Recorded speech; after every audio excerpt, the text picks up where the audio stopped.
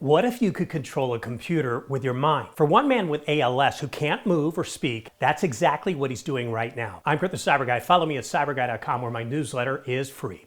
Now meet Brad Smith. I'm the third person in the world to receive the Neuralink brain implant.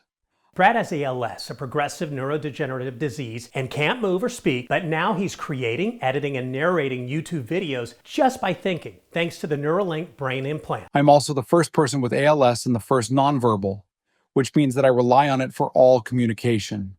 And here's how it works. Brad has a tiny Neuralink implant in his brain's motor cortex. It picks up his brain signals and sends them wirelessly to his MacBook Pro. By imagining movements like clenching his jaw or moving his tongue, he's able to move the cursor and type out messages all without lifting a finger. But Neuralink did not stop there. Using AI, Brad's pre-ALS voice was cloned so he can narrate his videos in his own voice, a powerful step for anyone who's lost the ability to speak. Before Neuralink, Brad relied on eye tracking tech that only worked in dark rooms. Now he can communicate freely, even outdoors, and even play Mario Kart with his kids. It has improved my life so much.